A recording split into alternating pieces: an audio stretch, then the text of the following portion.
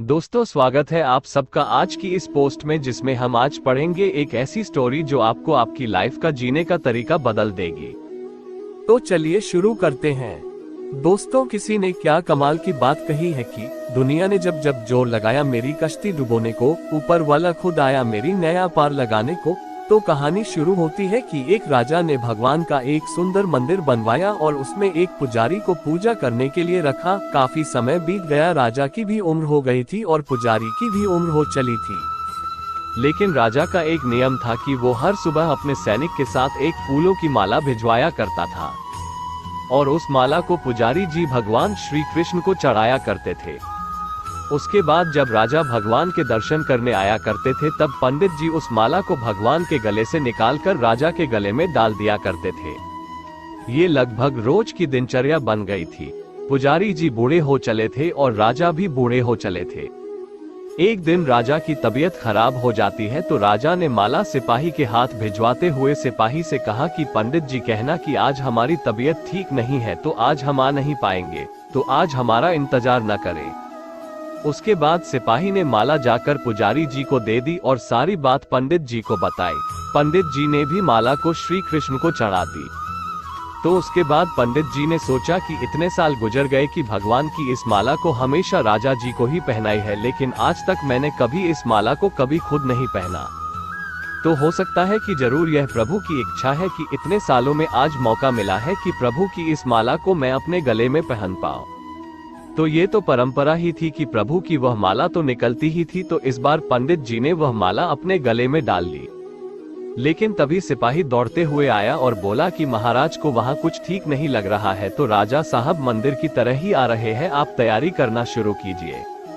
राजा को लगा कि इतने सालों से बनी हुई परंपरा कहीं टूट न जाए, इसीलिए वो मंदिर की ओर आने लगे।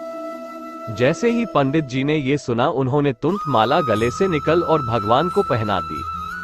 घबराहट में पंडित जी समझ नहीं पाए कि उन्होंने क्या गलती कर दी है। पंडित जी को लगा कि अगर राजा को पता चला तो वो उसे दंड दे देंगे। अब राजा आए तो रोज की तरह पंडित जी ने माला भगवान के गले से उतारी और राजा को पहना दी। लेकिन राजा की नजर माला पर पड़ी, उसमें एक सफेद बाल था। राजा को बात समझ आ गई कि ये सफेद बाल पुजारी का है। राजा ने पुजारी से पूछा कि क्या इस माला को आपने पहना था? ये सफेद बाल कहाँ से आया? तो पंडित जी डर गए और डर के मारे बोल दिया कि यह सफेद बाल तो श्री कृष्ण का है, भगवान का है। राजा को गुस्सा आ गया कि एक तो पंडित छल कर रहे हैं और ऊपर से झूठ बोल रहे हैं। राजा ने थोड़ा गुस्से में आकर पूछा कि कृष्ण जी के कब से सफेद बाल हो गए? ठीक है, कोई नहीं, मैं कल श्रृंगार के समय आऊंगा, तब देखूंगा कि श्री कृष्ण के बाल सफेद है या नहीं।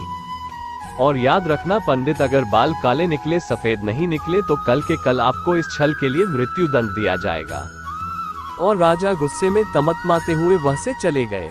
और इधर पंडित जी को अपनी मृत्यु नजर आने लगी थी। वो श्री कृष्ण के आगे दंडवत कर लेट गए और बोले कि प्रभु मुझे क्षमा कर दीजिए, मैं लोभ में आ गया था, मुझे लगा यह माला मुझे भी पहननी चाहिए। मुझे बचा लीजिए प्रभु, नहीं तो कल राजा के हाथों मेरी मौत निश्चित है। पंडित पूरी रात भगवान से विनती करते रहे, रोते रहे, प्रार्थना करते रहे कि प्रभु मुझे बचा लीजिए। अगली सुबह राजा श्रृंगार के समय पहुंचा और पहुंचने के बाद राजा ने पंडित से कहा कि पंडित जी मुकुट उतारिए, मुझे बिहारी जी के केश देखने हैं। पंडित जी ने डरते डरते मुकुट उतारा और जैसे ही मुकुट उतारा, राजा चौंक गया।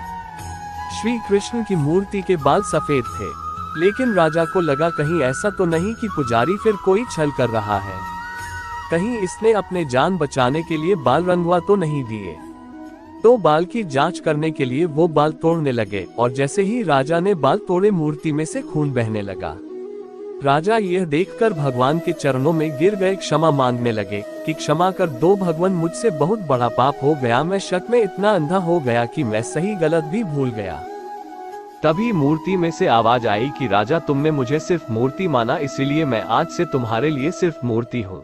लेकिन इस पुजारी ने मुझ में साक्षात भगवान देखा, इसीलिए उसकी जान बचाने के लिए मुझे अपने बालों को सफेद करना पड़ा। खून की धारा बहनी पड़ी ताकि तुम्हें समझा पाऊं। और उसके बाद राजा को अपनी गलती पर पछतावा हुआ, लेकिन अब कुछ नहीं हो सकता था। इसीलिए तो कहते हैं कि अगर मानो तो पत्थर में भी भगवान है, नहीं तो साक्षात आपके सामने भगवान आ भी जाए तब भी आप उनसे उनकी सत्यता मांगेंगे। अगर आप सच में भगवान को देखना चाहते हैं तो आपके सिर्फ भाव होने चाहिए।